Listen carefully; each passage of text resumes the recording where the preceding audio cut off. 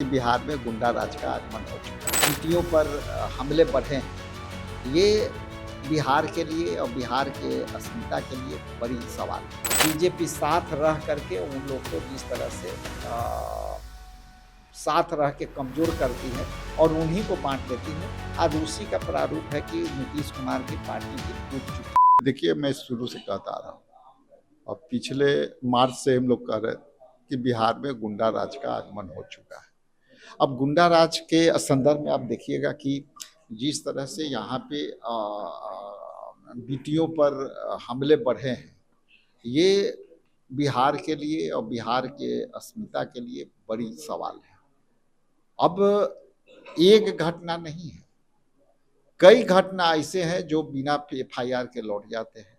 कई घटना ऐसे हैं जो आप लोग जैसे स्वतंत्र पत्रकारिता करने वाले लोग इसको उजागर करते हैं तो थोड़ा सा मीडिया में आता है तो उसका कुछ चलता है, लेकिन आप 90% ऐसे घटना जो FIR दर्ज नहीं हो पाते हैं, इसलिए दर्ज नहीं हो पाते कि इस बिहार के आंकड़ा जो है वो कहीं ना कहीं आपराधिक छवि खराब होगी, इसलिए आंकड़ा ही छुपा दो।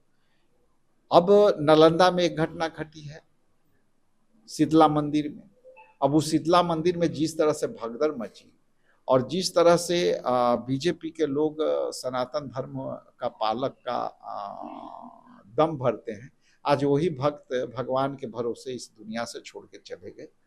तो आज वहाँ ये समझने की आवश्यकता है कि चूक कहाँ हुई, और चूक यहाँ हुई कि एक कांस्टेबल तक वहाँ उपस्थित नहीं था, जबकि जब मंदिर का जहाँ पे लोग आस्था होता है प्रत्येक साल समय और टाइम निर्धारित रहता है, और उस समय और निर्धारण पर वहाँ के स्थानीय पुलिस या जिला प्रशासन या बिहार से कोई भी व्यक्ति वहाँ पे उपस्थित नहीं था।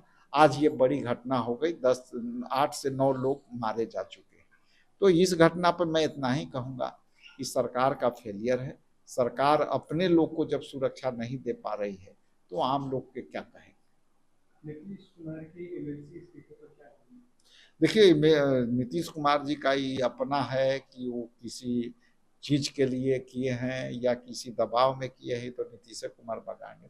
लेकिन आप देखिए, पिछले बार की जो घटना है, लगातार पूरे देश में जिस तरह से लोटस ऑपरेशन होता है, चाहे वो अकाली दल का हो, चाहे बीजू जनता दल का हो, चाहे शिवसेना का हो, चाहे आप जो है शरद पवार की पार्टी का हो, ये सारे में बीजेपी साथ रह करके उन लोग को जिस तरह से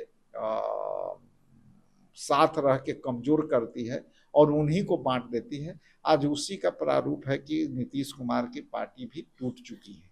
अब आने वाला समय में कौन CM बनेगा नहीं बनेगा, ये उनका विवेकाधिकार का मामला है, ये उनकी है। लेकिन खींचतान तो है, और खींचतान 5 विषय पर है। एक तो है कि गृह मंत्रालय किसके पास रहेगा, दूसरा है कि दूसरा CM पे कौन रहेगा, तीसरा है कि हम जो है बढ़िया बढ़िया विभाग कौन लेगा। तो इस विषय के गुणे लोग को साथ अभी बात नहीं बन पा रही है। लेकिन ये सरकार समझौते वाली सरकार है। ये लोग सत्ता के लिए वोट चोरी कर लेंगे, सत्ता के लिए विधायक चोरी कर लेंगे, अब सत्ता के लिए एक दूसरे को भी सत्ता हथियाने में लगे हुए हैं। तो इसका कोई उपाय थोड़े है। इसका उपाय एकमात्र है कि लोकतंत्र की हत्या करने वाले लोग लोकतंत्र को स्वस्थ और